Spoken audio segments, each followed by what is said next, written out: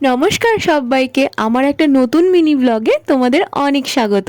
ঘুম থেকে উঠেই আগে ঠাকুরের কাছে এসেছিলাম দেখতে, কারণ আগের দিন এত রাতে পুজো হয়েছিল যে পুজোটা আমি লাস্ট পর্যন্ত দেখতেই পারিনি, ঘুমিয়ে পড়েছিলাম। এরপর চলে গেছিলাম ব্রেকফাস্ট করতে, আর ব্রেকফাস্টে আগের দিন রাত্রে সমস্ত খাবারই খেয়েছিলাম।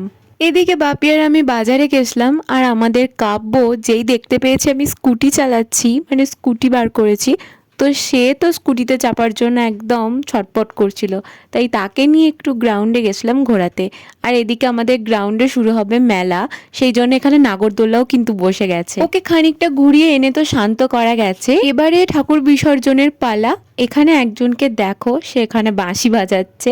যাই হোক, তারপরে পিসিমণি ঠাকুর বরণ করছিল। জানো তো আমাদের বাড়িতে না অনেক মেম্বার, বাইরের কাউকে দরকার পড়ে না। কোনো অনুষ্ঠান হলে বাড়ির সবাই থাকলেই অনুষ্ঠান বাড়ি একদম জমজমাটি হয়ে যায়। তার সাথে আমার আবার সব পিসিমণিরাও ছিল। সব থেকে বড় ব্যাপার, একটা অনুষ্ঠান বাড়ি মাতিয়ে রাখার জন্য তো এই ছোট ছোট পুচকে পাচকাগুলোই যথেষ্ট, কি তাই না? বরণ পর্ব শেষ হলে আমরা সবাই প্রণাম করে নিলাম, এরপর যাচ্ছিলাম বিসর্জনের জন্য। এই যে সামনে ছোটদাদু, কাকু আর রুদ্র রুদ্র হচ্ছে আমার আর একটা ভাই, সবাই মিলে ঠাকুরটা নিয়ে গেছিলো। আমরা আর অত দূর পর্যন্ত যাইনি। তারপরে বাড়ি এসে যথারীতি দুয়ারে লম্বা লাইন করে খাওয়া শুরু হয়ে গেছিলো আমাদের।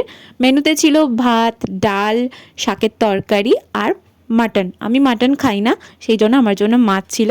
এই যে রুদ্র মাটন খাচ্ছিল, আমি ভিডিও করছিলাম। ও শেষ পাতে কিন্তু চাটনিও ছিল। তারপর এখানে কাব্যর সাথে একটু খেলছিলাম, আর ওরা জানো তো সেদিনই বাড়ি চলে গেছিলো। কাব্য চলে যাওয়ায় বাড়িটা কিন্তু অনেক ফাঁকা ফাঁকা লাগছিল।